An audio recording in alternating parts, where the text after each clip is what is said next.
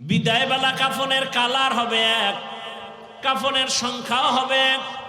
আমি বক্তার সম্মানে একটা কাফন কেউ বাড়াইয়াও দিবে না, আপনি টাকাওয়ালার সম্মানে একটা কাফন কেউ বাড়াবে না, রিক্সা ড্রাইভার গরিব হওয়ার কারণে একটা কাফন কেউ কমাইয়াও দিবে না।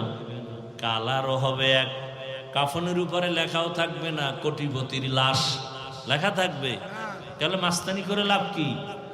যত বাহাদুরি করি কাফনে ঢুকলে সব শেষ। সাদা কাফনে ঢোকার পরে সব বাহাদুরি শেষ, কে ধনী কে গরিব লেখা আছে, সব শেষ। এই বাহাদুরি কবরে যাওয়ার আগেই দেখায় গেল নাই, কাফনে ঢুকছে সব শেষ। এখন এটা কি গোলাম না মালিক, ইমাম না মুক্তাদি, ডাক্তার না রোগী, খবর নেই, সব এক হয়ে গেল। এবার কবরে রাখার পরে প্রশ্নও কিন্তু রবের পরিচয় দাও, ধর্মের পরিচয় দাও, রাহমাতুল্লিল আলামিনের পরিচয় দাও। কবরে নেওয়ার পরে জিগাইব না তুমি কি পীর সাহেবের মুরিদ, জিগাইবে?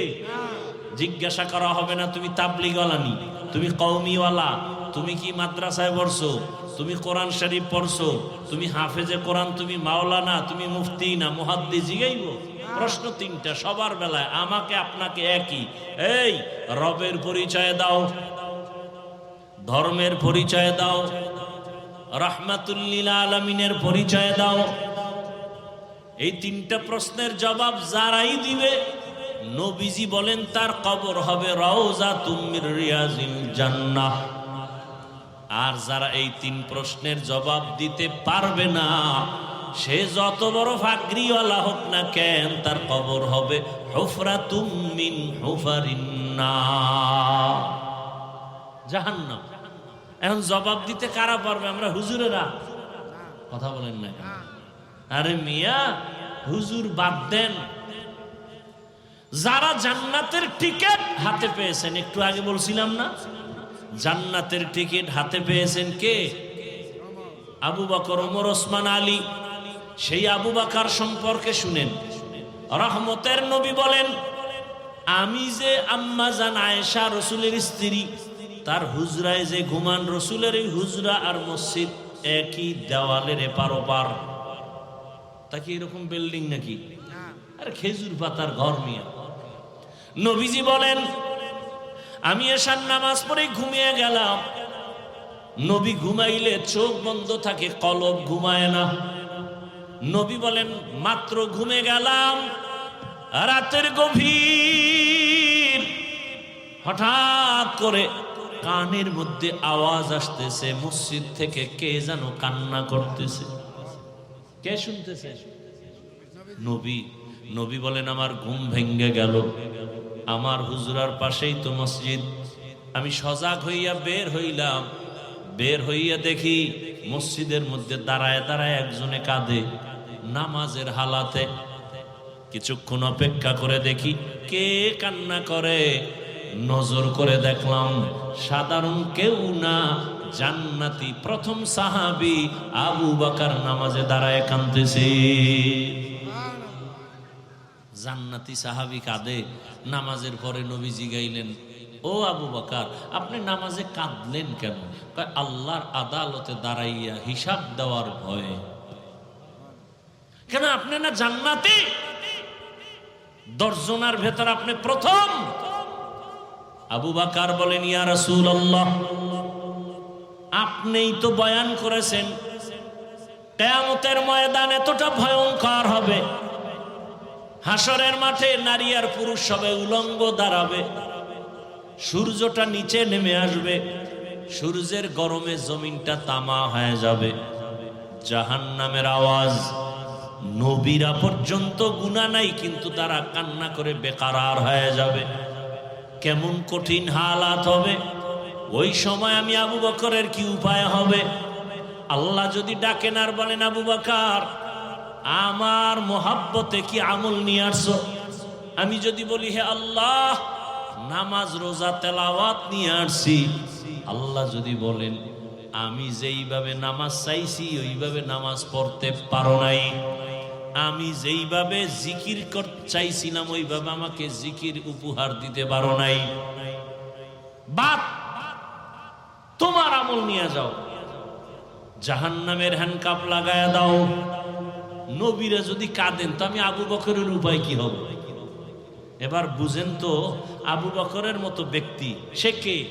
শুধু তার বিষয়ে আলোচনা করলে রাত পার হয়ে যাবে। রসুল বলেন, দুনিয়ার সব মুমিনের আমল যদি এক পাল্লায় দেওয়া হয়, আবু বকরের মাত্র 2টা আমল যদি আর এক পাল্লায় দেয়, আবু বকরের 2 আমল সারা দুনিয়ার মুমিনদের আমল থেকে ভারী। ওমর বলতেছে, আবু বকর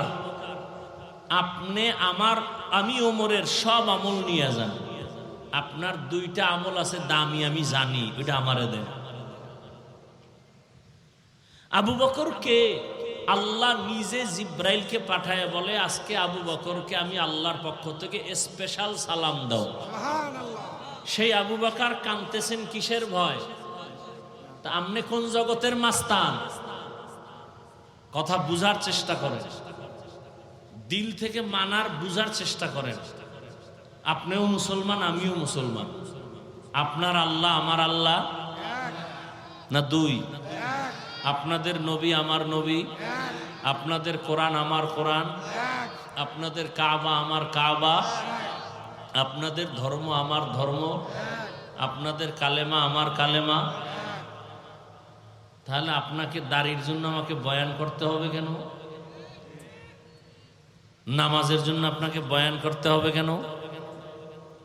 যে এখানে এত মানুষ বসছেন, নাইয়ের মধ্যে যারা বসছেন, এর মধ্যেও বহু মানুষ ফজর পড়েন নাই, জোহর পড়েন নাই, আসর পড়েন নাই, মাগরিব পড়েন নাই, এশা পড়েন নাই। কি মস্কারি করেন না? রসুল বলেন, বেঈমানেরা নামাজ পড়ে না, মুমিন যারা নামাজ ছাড়ে না। আপনি কি নিজের হিসাব মিলায় নেন তাড়াতাড়ি? আমি আপনাদের বুঝাবার জন্য বলতেছিলাম, কেউ যদি বলে কথার কথা যে রসুলের আদর্শ থেকেও আরো সুন্দর আদর্শ শেখ মুজিবুর রহমান সাহেবের, আমি হাফিজুর রহমান আল্লাহর কসম করে বলি, নবীজিরটা বাদ দিয়ে আমি শেখ সাহেবেরটা নিব যদি সুন্দর।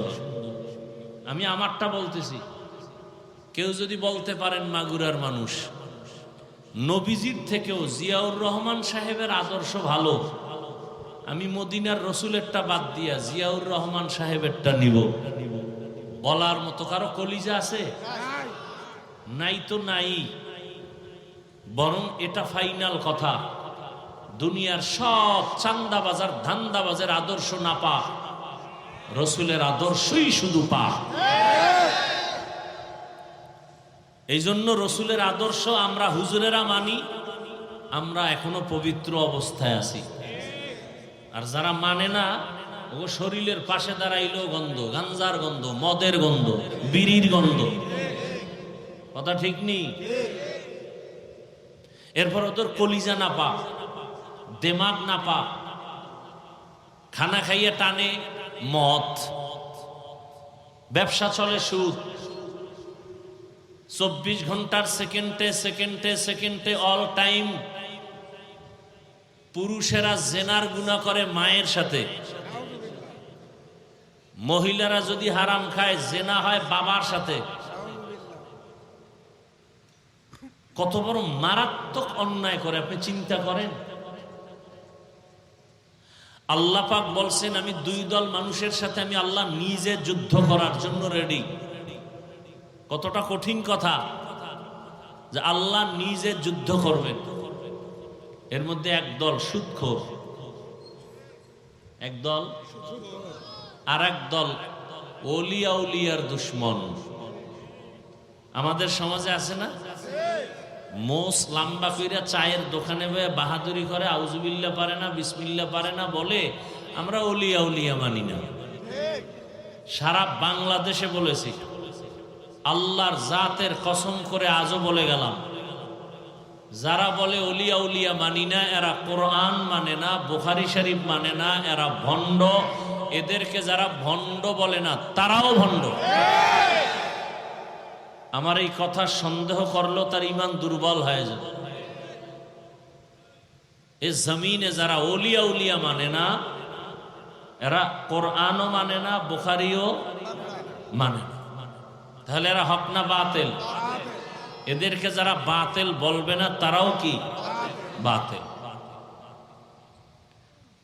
তাহলে ওলিয়া উলিয়ার সাথে যারা দুশ্মনী করবে, আল্লাহ নিজে বলেন বুখারী শরীফে, রসুল আপনি বলে দেন আমি আল্লাহ নিজে রেডি তার সাথে যুদ্ধ করব। কতটা মারাত্মক সতর্কবাণী। আব্রাহাম লিঙ্কনের আদর্শ না পাপ, মাও সেতুনের আদর্শ না পাপ, লেনিনের আদর্শ না পাপ, কালমার্সের আদর্শ না পাপ, এক কথায় দুনিয়ার সবার আদর্শ না পাপ, রাহমাতুল্লিল আলামিনের আদর্শই কি কেমন পাক বুঝার চেষ্টা করেন। ইতিহাস আপনারা জানেন, শিক্ষিত মানুষ। রহমতের নবী জমিনে আসছেন, কোন জায়গায় আসছিলেন জানা থাকলে একটু জবাব দেন। নবীজি দুনিয়াতে আসছেন কোন স্থানে বলেন? না মাগুরায়? মক্কায়। এবার আপনারা শুনছেন ওলামায়ে কেরাম থেকে, রসুল যখন আসছেন মক্কায়, সেই সময় মক্কার হালাত ছিল অনেক খারাপ। কেমন খারাপ? মক্কার মানুষের মতো লম্পট চরিত্রহীন জমিনে আর কোনো মানুষ ছিল না, বড় খারাপ। এগুলো বিস্তারিত বিবরণ দেওয়ার সময় নাই, দরকারও নেই। এক কথায় মক্কার মানুষ ছিল পৃথিবীর নিকৃষ্ট চরিত্রহীন লম্পট। কতটা খারাপ ছিল! নারী আর পুরুষ উলঙ্গ হয় বাইতুল্লাহ তাওয়াফ করে। কোন পশু জবাই করার পরে রক্ত বাইতুল্লাহর দেওয়ালে মেখে দেয়। মক্কার মানুষ এতটা খারাপ।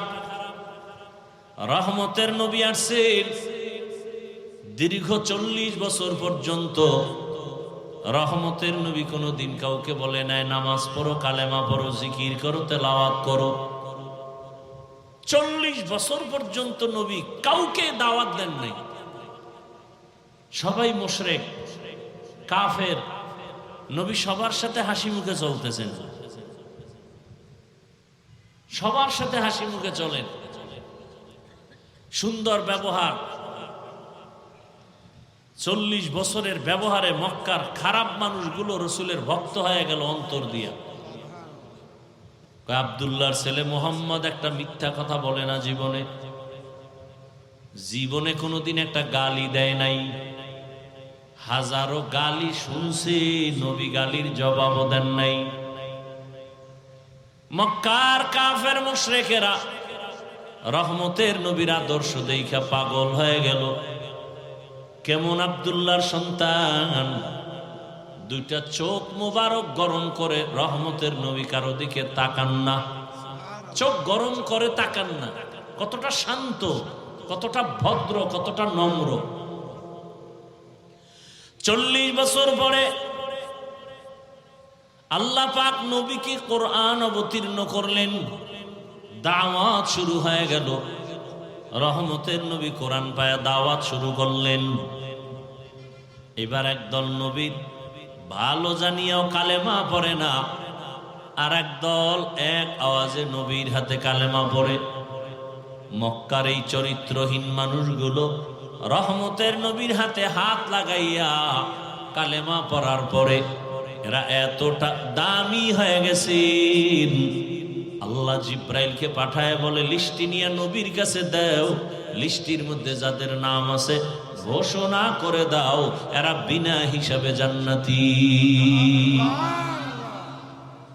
কয়জন? 10 জন সাহাবা। দুনিয়াতেই তারা গ্রান্টি জান্নাতের সুসংবাদ পেয়ে গেলে। জানা থাকলে বলেন প্রথমে কার নাম, দ্বিতীয় কার নাম, তৃতীয় কার নাম, চতুর্থ কার নাম? এরকম 10 জন সাহাবা জান্নাতের অগ্রিম সুসংবাদ পেয়ে গেলেন রাদিয়াল্লাহু আনহু আজমাইন।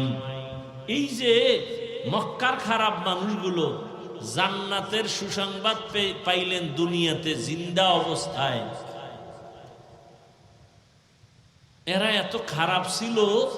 কেমন খারাপ আপনারা তো জানেন।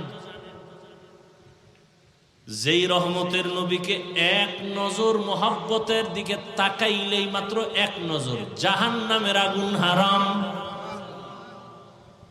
এবার বুঝেন নবীর চেহারা কেমন মায়ার নবী আমার, যেই রহমতের নবীর চেহারা মোবারকে এক নজর দিলে 7 দিনের ক্ষুধা পেটের মধ্যে থাকে না। কেমন রহমতের নবী, যেই রহমতের নবী রাস্তা দিয়ে যখন চলেন সূর্যের গরম যেন কষ্ট না হয়, মেঘের খণ্ড ছায়া দেয়। রহমতের নবী, কেমন রহমতের নবী, যার শরীর মোবারকে মশা মাছি পড়ে না, হারাম। নবীজি রাস্তা দিয়ে যখন চলেন গাছ দুপার্শ্ব থেকে নত হয়ে রাসূলকে সালাম দেয়। রহমতের নবী যেখানে কদম দেন সেখান থেকেই দীর্ঘ বছর শুধু মেশকের ঘেরান আসতে থাকে। সুবহানাল্লাহ। না আম্মা জান আয়েশা রাদিয়াল্লাহু আনহা বলেন, রহমতের নবীর ঘাম বোতলের মধ্যে ভরে রাখতাম, আর ওই ঘামগুলো আমরা বড় বড় অনুষ্ঠানে আতর হিসেবে ব্যবহার করতাম। ইমামুল আউয়ালিন আল আখিরিন বহরে সদকা রহমাতাল লিল আলামিন। এমন মায়ার নবী, গর্তের পিপিলিকে আল্লাহর কাছে আরজি পেশ করে নবীকে দেখবে, সাপ অপেক্ষা আছে নবীকে দেখার জন্য। এতটাই নবীর আশিক সব মাখলুকাত। সেই নবীজিকে 13 বছর দেখলো আবু জাহাল, কালেমা পড়ে নাই। কয় বছর?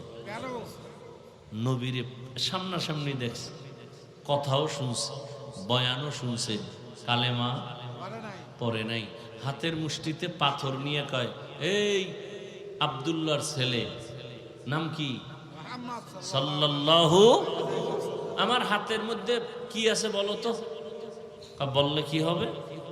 বললে তোমারে পুরস্কার দেব। কি দিবা? বলে আমি তোমাকে কালেমা পড়ে তোমার নবুয়তকে মেনে নিব। নবী বললেন, আমি তো বলতে পারি না আপনার হাতে কি আছে। কেন? বলে আমি গাইবের মালিক না। গাইবের মালিক কে? আল্লাহ। তবে নবী বললেন, হাতের মধ্যে যা আসো তোর একটা আওয়াজ দে। নবীজি কথা বলা মাত্র পাথরগুলো কালিমায়ে শাহাদাতের আওয়াজ দিল। এত বড় নিকৃষ্ট বেঈমান আবু জাহাল পাথরগুলো মাটিতে ফেলে বলে, তুমি বড় জাদুকর। অন্যদিকে 27 বছরের এক যুবক সন্তান,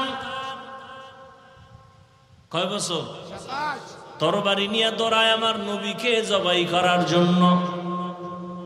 রহমতের নবীকে দেখা মাত্র তরবারিটা ফালাইয়া রহমতের নবীর সামনে গিয়া ক্ষমা চাইয়া কালেমা পড়ে মুসলমান হয়ে গেলেন। কয় বছরের যুবক? 27। নবীরে জবাই করতে যায়। এবার বুঝেন কত খারাপ। লাভ কি? 100 লাল উট পুরস্কার পাবে। পুরস্কারটা দিবে কে? আবু জাহাল। 27 বছর বয়সে নবীকে জবাই করার জন্য যায়। বুঝেন যে কতটা খারাপ ছিল তার। সেই ওমর, নাম কি? সেই ওমর এখন কালেমা পড়ে কতটা দামি হয়ে গেল। কালেমা পড়িয়েই বাইতুল্লাহর পাশে তরবারি নিয়ে দাঁড়ায় গেল, ভাষণ দিয়া দিল, এই মক্কার কাফের মুশরিকেরা, মুহাম্মদের বিরুদ্ধে কথা বললে আমার সামনে দাঁড়া, আমার তরবারি তোমাদের জন্য যথেষ্ট। নবী কলিজা দিয়া দোয়া করলেন, আল্লাহ ওমরের এত পাওয়ার দান করেছেন, ওমর এখন যেই রাস্তা দিয়া চলে শয়তান ওই রাস্তায় আসে না। ওমরের দেখলেই দৌড়। এটা চিন্তা করেন তো 1 মিনিট, এই ওমর কেমন ওমর? শয়তান আল্লাহর সামনে চ্যালেঞ্জ দিয়ে সেজদা করে না আদম রে। এত বড় নিকৃষ্ট সে ওমরের দেখলে দৌড়ায়। যুবক ছেলেটা মদের বোতল নিয়ে রাস্তা দিয়ে হাঁটে, হঠাৎ করে নজর করে দেখে অপর পার্শ্ব থেকে ওমর আসতেছে। যুবক ভয়, যদি ওমর দেখে আমার হাতে মদের বোতল তো কল্লা ফেলে দিবে। বোতল ফালাইয়াও দিতে পারে না, ওমরের নজর লেগে গেছে। মনে মনে আল্লাহরে ডাক দিছে, আল্লাহ মইরে গেল আর মদ খামু না, ওমরের হাত থেকে আমাকে বাঁচাও। ওমর কাছে আসছেন, একাই যুবক মদের বোতল, আর বোতলটা আমার হাতে দাও, কি আছে তো জানি না, দেখি। যুবক তো কাঁপতেছে, দাও। যুবক তো দিল থেকে আল্লাহকে ডাকছে আর তওবা করছে। দিলের কান্না বড় দামি, দিলের তওবা বড় দাম। আমরা তো তওবা করি চোরের মতো। চোরের যখন বেতের বাড়ি দেয় ওকে আর জীবনে চুরি, কিন্তু যে ভিডায় মনে মনে কয় সুযোগ পাইলে তোরেও ছাড়ব না। যুবক তো তওবা অন্তর থেকে করে ফেলছে। বোতলটা ওমরের হাতে যাওয়া মাত্র ওমর তাকায় দেখে এক ফোঁটা মদও নাই, পুরা বোতলে সাদা দুধে ভরা। শুধু কি তাই, ওমর তো নাই, ১৫০০ বছর হয়ে গেল, এখনো সে ওমরের পাওয়ার, এখনো যে নাম রাখছে ওমর দেখবেন সে খুব গরম, যার নাম আবু বকর সে খুব নরম। শুধু তাই না, আমি বলে গেলাম পারলে আমল করেন, করবেন না তো কপাল খারাপ। প্রতিদিন যদি কেউ ঘুমের আগে অজু সহকারে ঘুমায় আর বুকের উপরে খালি আরবিতে ৩টা অক্ষর লেখে, আইন মিম রা ওমর, এটা আঙ্গুল দিয়ে যদি বুকের উপরে লেখে ঘুমায়, মৃত্যুর আগের দিন পর্যন্ত কোনোদিন ঘুমে স্বপ্ন হবে না, দোষের স্বপ্ন হবে না, খারাপ কিছু দেখবে না স্বপ্নে। খালি ওমরের নামটা আইন মিম রা ৩টা অক্ষর বুকে লিখবে আঙ্গুল দিয়ে। এবার বুঝেন ওমর ভেড়া কেডা, বুঝেন না রসুলকে জবাই করতে যায় কত বড় টপ লেভেলের টেরোরিস্ট। সেই ওমর সম্পর্কে রসুল বলেন, আমি মুহাম্মদের পরে নতুন আল্লাহ যদি আরেকজন নবী বানাইতেন ওমর হতো নবী। ওমর কি নবী? তার মানে আল্লাহ আমি মুহাম্মদের পরে আর কোন নবী বানাবেন, অতএব ওমরও নবী না আর গোলাম আহমদ কাদিয়ানীও নবী না। অথচ টাকা খাইয়া এই জমিনে বহু লোক আছে কাদিয়ানির পথে, এবং আরো কিছু লোক কাদিয়ানি বানাবার অপচেষ্টা করে শুধু টাকার জন্য, আর কিচ্ছু না। না আরবি পারে, না আউযুবিল্লাহ পারে, না বিসমিল্লাহ পারে, কার জন্য? অথচ মানুষের টাকা অশান্তির মূল চাবি, শান্তি না। কি টাকা শান্তি দেয়? কই টাকাওয়ালারা কই? 10 তলা বিল্ডিং এর মাস্তানি কইরা লাভ কি যদি জঙ্গলে ঘুমাইতে হয়? সুইস ব্যাংকে টাকা রেখে লাভ কি যদি টাকাগুলো বংশের কেউ খাইতে না পারে? এই বাহাদুরি করে লাভ আছে কিছু? এর সেই রিক্সা ড্রাইভার শান্তিতে আছে, কোনো টেনশন নেই। টাকা শান্তি দেয় না, শান্তি কে দেন? আল্লাহ। এজন্য এমপি সাহেবের চেয়ারের মেয়াদ শেষ, কিন্তু আল্লাহ যাদেরকে কোরআনের বরকতে সম্মান দিয়েছেন এই চেয়ারের কোনো মেয়াদই নেই। আছে? আল্লাহর দেওয়া সম্মান, আর মানুষ টাকা দিয়ে কিনে সম্মান। টাকা দিয়ে যারা সম্মান কিনে এদের প্রথমে ফুলের মালা, ফাইনাল জুতার মালা।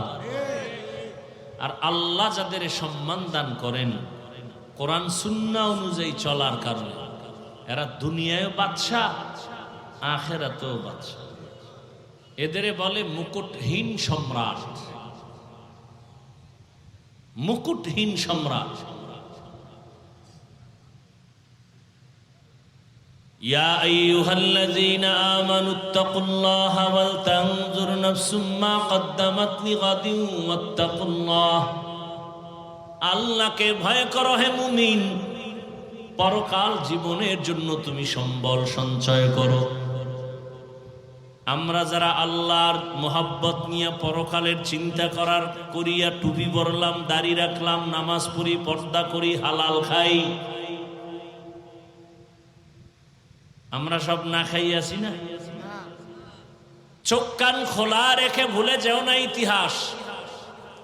মহামারী করোনা সারা দুনিয়াটাকে চুপ করায় দিল, সারা দুনিয়া স্তব্ধ হয়ে গেল। স্কুল বন্ধ, কলেজ বন্ধ, ফ্যাক্টরি, চাকরি, ব্যবসা সব বন্ধ। ইতিহাস ভুলে যাইও না রে মানুষ, ওই মুসিবতের সময় জমিনে কোরআনের একটা মাদ্রাসাও বন্ধ হয়নি। আল্লাহ দেখাইছে না? কত চাকরিজীবীর চাকরি নাই, একজন হুজুরও না খায় মরে নাই। লেখাপড়া শিখাইল মা বাবা টাকা খরচ করিয়া, কিন্তু এমন কুলাঙ্গার হয়েছে, বাবারে করোনায় যখন আক্রান্ত করলো, সন্তান ট্রিপল মাস্ক লাগায় ঘুরে, বাবার লাশের কাছে যায় না করোনার ভয়।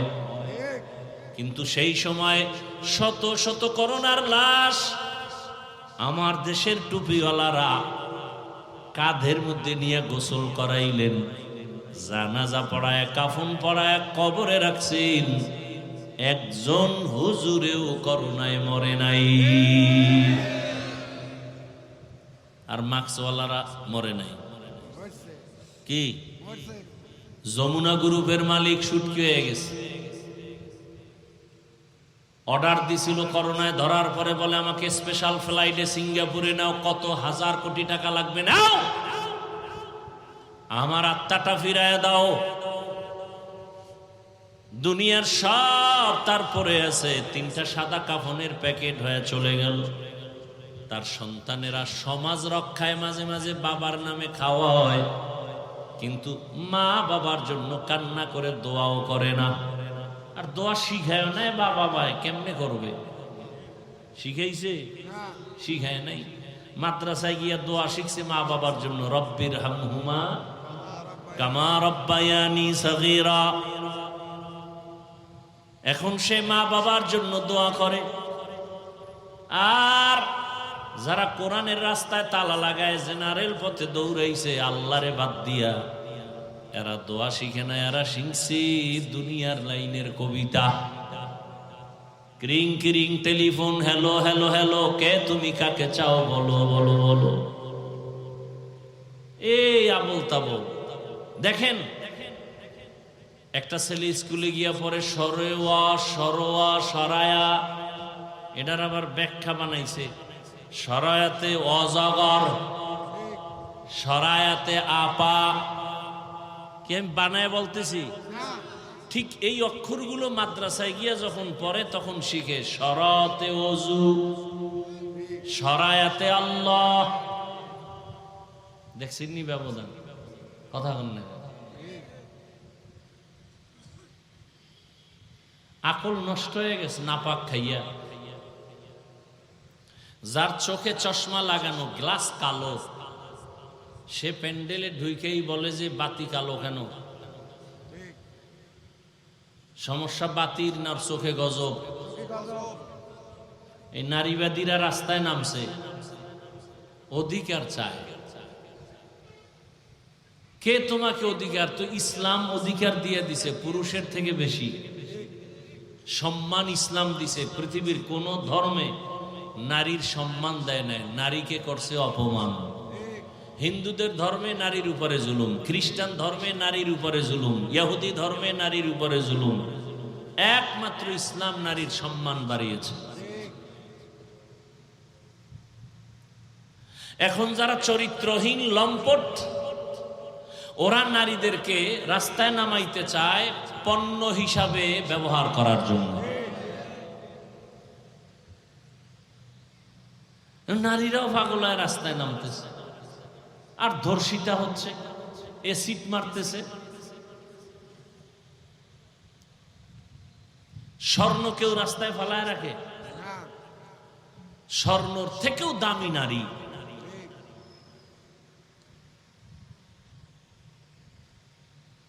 আল্লাহ হেদায়াত দান করুন।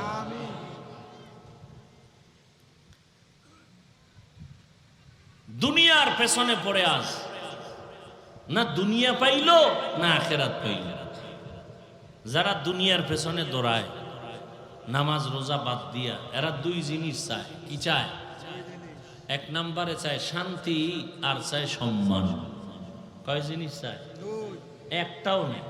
যারা আল্লাহকে বাদ দিয়া শুধু দুনিয়া দুনিয়া, নামাজে দাঁড়াইয়াও দুনিয়া, এখন খোঁজ নেন, শান্তিও নাই, সম্মানও নাই।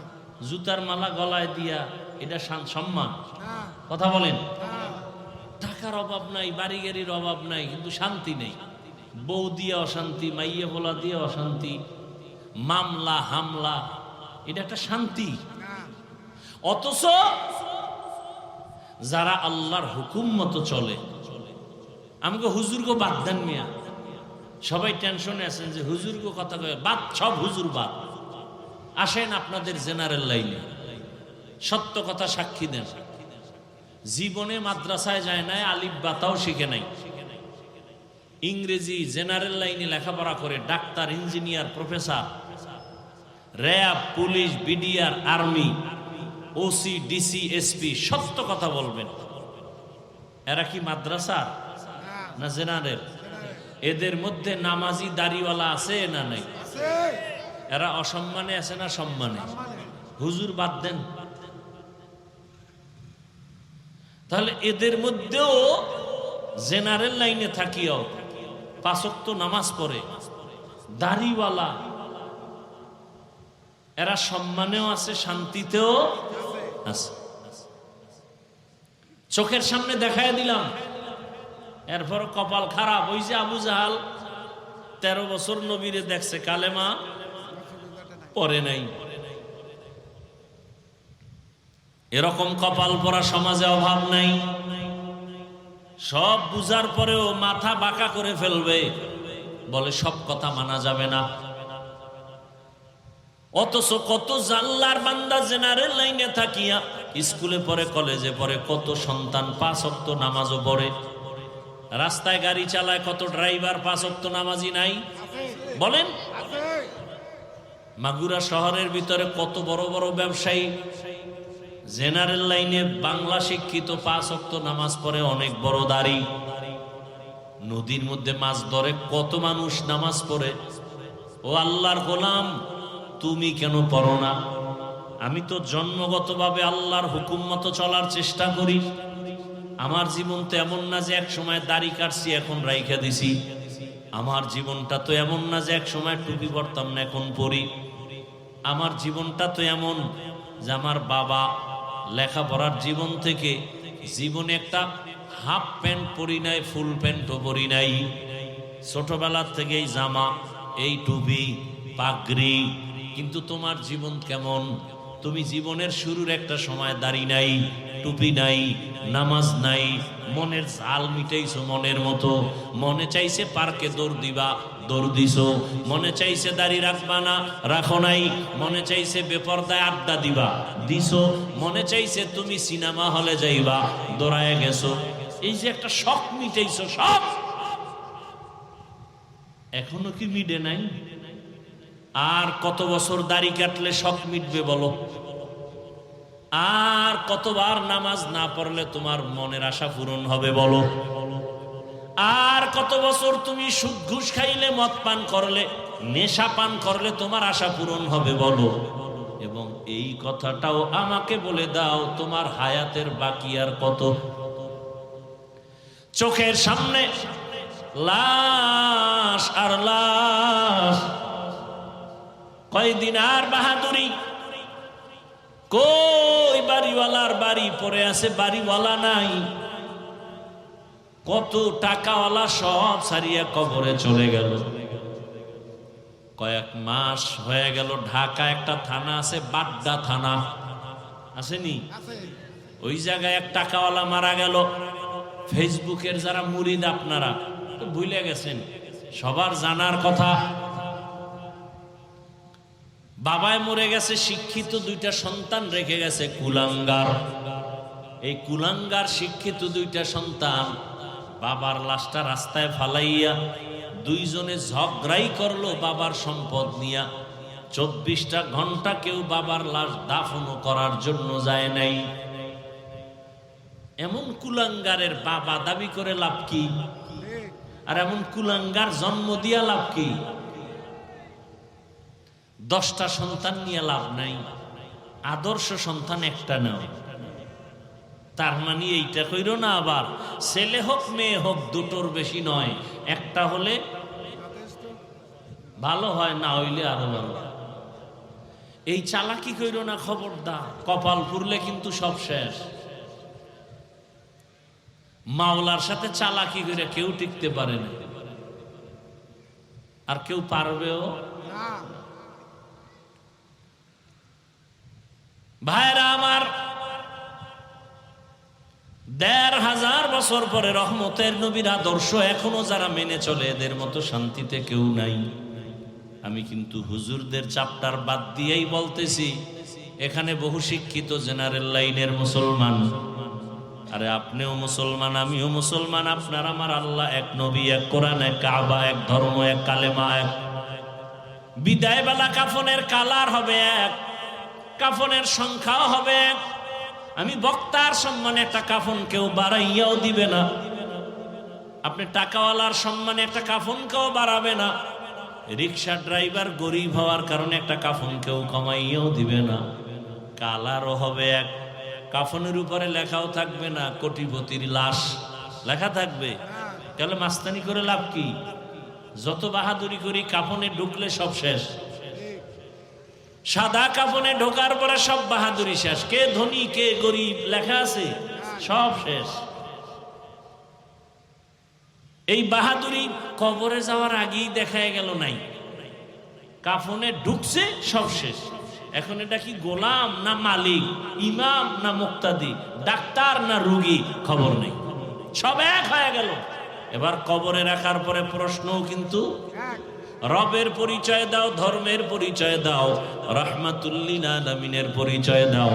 কবরে নেওয়ার পরে জিগাইব না তুমি কি পীর সাহেবের মুরিদ, জিগাইবে? জিজ্ঞাসা করা হবে না তুমি তাবলিগওয়ালা নি, তুমি কওমিওয়ালা, তুমি কি মাদ্রাসায় পড়ছো, তুমি কোরআন শরীফ পড়ছো, তুমি হাফেজে কোরআন, তুমি মাওলানা, তুমি মুফতি না মুহাদ্দিস, জিগাইব? প্রশ্ন তিনটা সবার বেলায়, আমাকে আপনাকে একই। এই রবের পরিচয় দাও, ধর্মের পরিচয় দাও, রাহমাতুল্লিল আলামিনের পরিচয় দাও।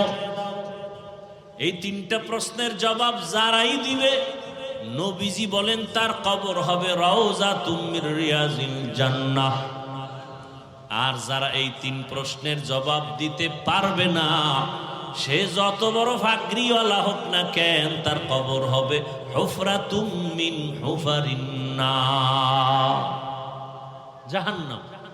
এখন জবাব দিতে কারা পারবে? আমরা হুজুরেরা? কথা বলেন না। আরে মিয়া, হুজুর বাদ দেন। যারা জান্নাতের টিকিট হাতে পেয়েছেন, একটু আগে বলছিলাম না, জান্নাতের টিকিট হাতে পেয়েছেন কে? আবু বকর, ওমর, ওসমান, আলী। সেই আবু বকর সম্পর্কে শুনেন, রহমতের নবী বলেন, আমি যে আম্মা জান আয়েশা রাসূলের স্ত্রী, তার হুজরায় যে ঘুমান, রসুলের এই হুজরা আর মসজিদ একই দেওয়ালের এপার ওপার। তা কি এরকম বিল্ডিং নাকি? আর খেজুর পাতার ঘর মিয়া। নবীজি বলেন, আমি এশার নামাজ পড়ে ঘুমিয়ে গেলাম।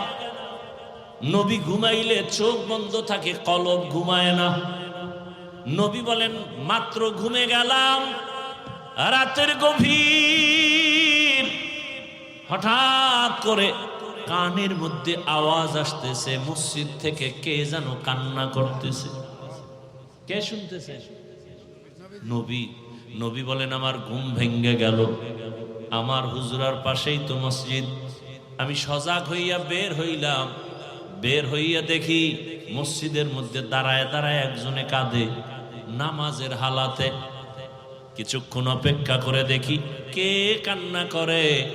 নজর করে দেখলাম সাধারণ কেউ না, জান্নাতি প্রথম সাহাবী আবু বকর নামাজে দাঁড়ায় কাঁদতেছে। জান্নাতি সাহাবী কাঁদে।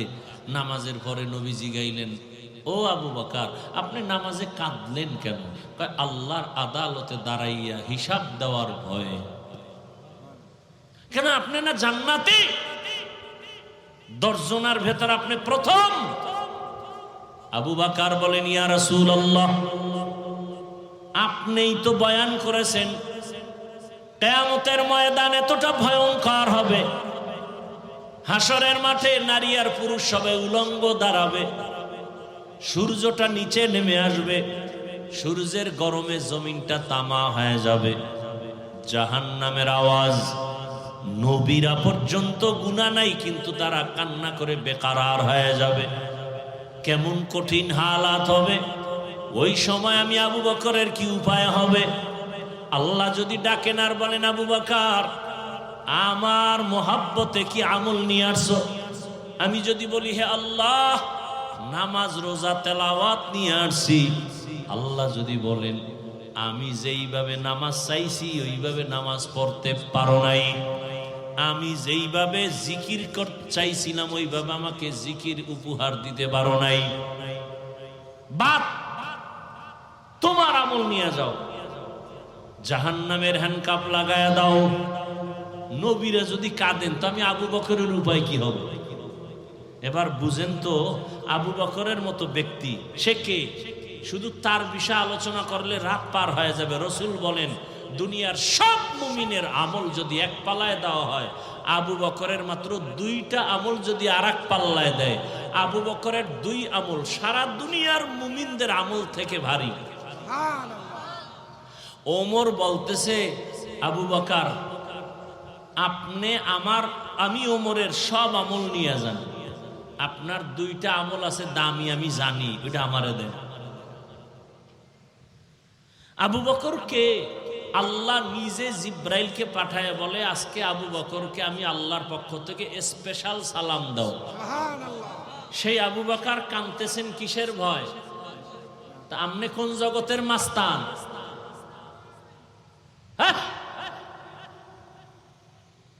আপনি যে বলেন নামাজ না পড়লেও আমার ঈমান ঠিক আছে, আপনি কে?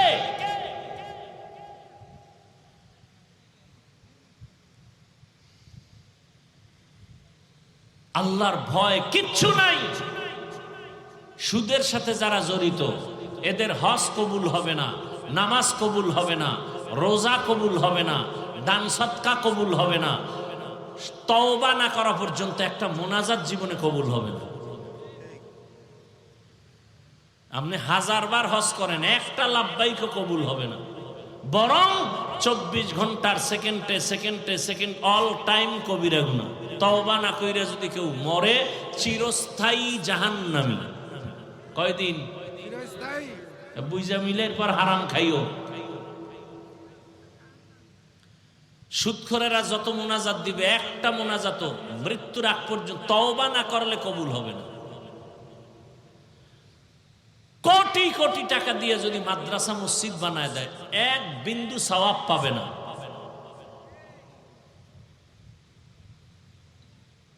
ও কত বড় খারাপ! 24 ঘন্টা কার সাথে জিনার গুনাহ হয় বলেন না? এর থেকে আর কুলাঙ্গার সন্তান দুনিয়াতে কি হতে পারে? ও তো কুলাঙ্গার, ও তো ভালো সন্তান নয়। আল্লাহ হেদায়েত দান করুন।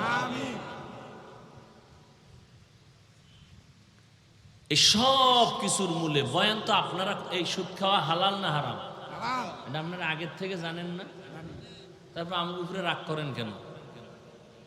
আমি যেই বয়ানগুলো করছি, এই যদি আগামী জুমায় কোনো ইমাম সাহেব করে, খতিব সাহেব, কমিটির লোক বলবে 1 মাস বাড়িতে ঘুরে আইয়েন, রেস্টে থাকেন, ঠিক নেই? কেন? শিয়ালের হাতে মুরগি আমানত। কার হাতে আমানত? শিয়ালের হাতে। মুরগি শিয়ালের হাতে দিলে যা হয়, সুদখোরের হাতে মসজিদ মাদ্রাসার চাবি দিলে তো তাই হয়। আল্লাহ হেদায়েত দান করুন।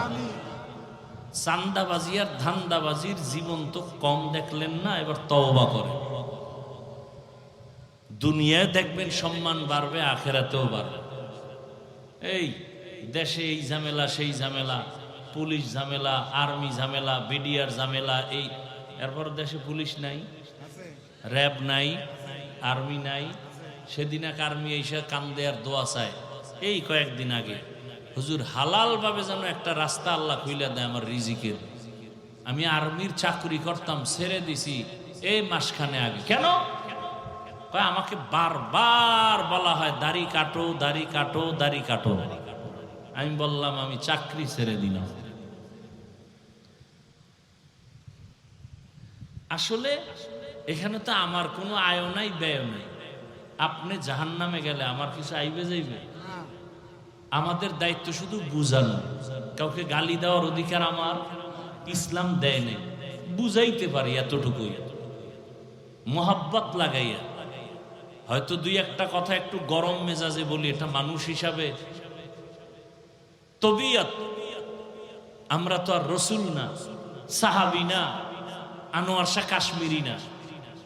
তারপর চেষ্টা করি, এরপরও ভুলে দুই একটা কথা গরম বলে আবার ক্ষমা চাই। কেন? দিল ভরা দরদ, রসুলের আদর্শওয়ালা হয়ে যায়। আমি তো বলি নাই আমার মতো পাঁচকল্লি লাগান, বলছি। আমি একটা দল করি, সবাই আমার দলে আসেন, বলছি। আমি কওমি মাদ্রাসায় পড়ি, আপনারাও কওমিতে যান, বলছি। স্কুল কলেজ সাইরা দেন, বলছি। তাবলিগে যান, বলছি। আমার দরকার নাই তো, আমি চাই না তো এগুলো। আমি চাই আপনি স্কুলে পড়েন, পড়েন, কলেজে পড়েন, পড়েন, ডাক্তার হবেন, আলহামদুলিল্লাহ, তবে বেয়াদব হইয়েন। আপনি ইঞ্জিনিয়ার হন, প্রফেসর হন, এমপি হন, মন্ত্রী হন, বেয়াদব হইয়েন না।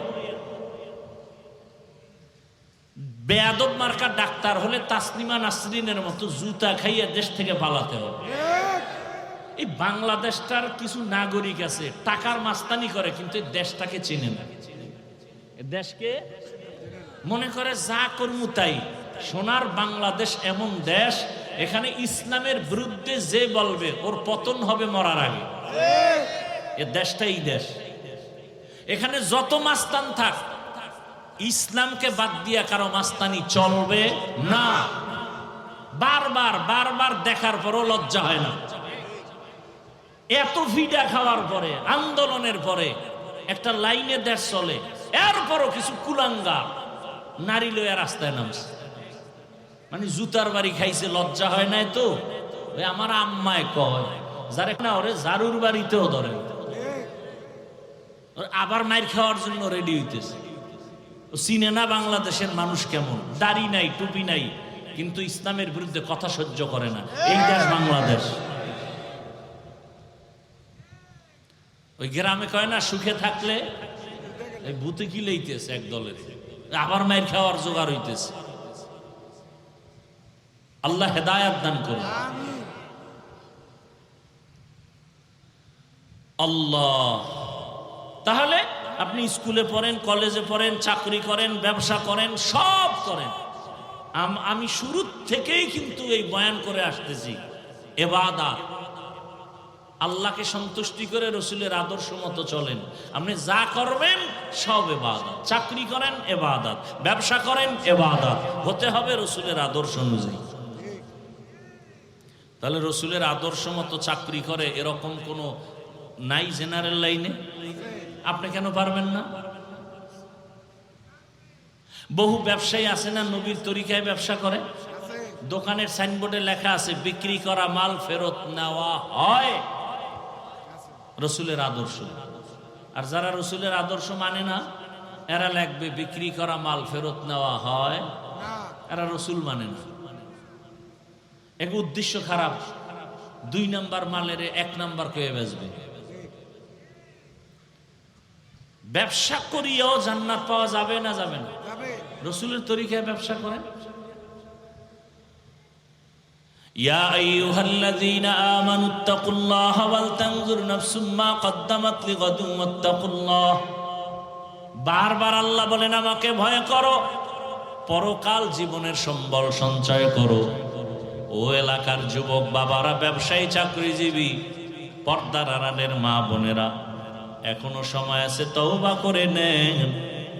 জীবনে গুনাহ তো কম করলেন না, নামাজ কম সারলেন না, বেপরদায় কম চললেন না, এখন থেকে তওবা করেন। আল্লাহর হুকুম অনুযায়ী নবীর তরিকা নিয়ে চলবেন, মা বাবার দোয়া, শিক্ষকের দোয়া, উলামায়ে কেরামের দোয়া পরামর্শ নিয়ে চলবেন। জীবনে আর নামাজ ছাড়বেন না, বেপরদায় চলবেন না, কারো উপরে অন্যায়ভাবে জুলুম করবেন না। তওবা করার নিয়ত যদি থাকে, ওমরের মতো আল্লাহ আপনাকেও গ্রহণ করে নেবেন। কপাল যদি পুড়িয়া যায়, হাজারো বয়ান শুনবেন, আবু জাহালের মতো কপাল পরাই থেকে যাবেন। আল্লাহর কাছে দোয়া করেন, আমিও দোয়া করি, আল্লাহ আমাদের ওমরের মেজাজওয়ালা তওবাকারী হিসাবে কবুল করেন, আমিন। আলহামদুলিল্লাহি রাব্বিল আলামিন, ওয়াসসালাতু ওয়াসসালামু আলা সাইয়্যিদিল আমবিয়া ওয়াল মুরসালিন ওয়া আলা আলিহি ওয়া আসহাবিহি আজমাইন। ইয়া আরহামার রাহিমিন, ইয়া আরহামার রাহিমিন, ইয়া আরহামার রাহিমিন। রব্বিরহামহুমা কামা রব্বায়ানি সগীরা। আল্লাহুম্মা ইন্নাকা আফুউন কারীম তুহিব্বুল আফওয়া ফা'ফু আন্না। আল্লাহুম্মা ইন্না নাসআলুকা রিযাকা ওয়াল জান্নাহ ওয়া নাউযু বিকা মিন সাখাতিকা ওয়ান নার। ও দয়ার মালিক, গুনাহের বোঝা নিয়ে আপনার দরওয়াজায় হাজির। মেহেরবানি করে আমাদের জীবনের গুনাহগুলো মাফ করে দেন। আয় আল্লাহ, আজকের মাহফিল কবুল করে নেন, মাদ্রাসা কবুল করে নেন, সবার সহযোগিতা কবুল করে নেন। এলাকায় শান্তি দান করেন, সারা দুনিয়ার মুসলমানদের হেফাজত করেন।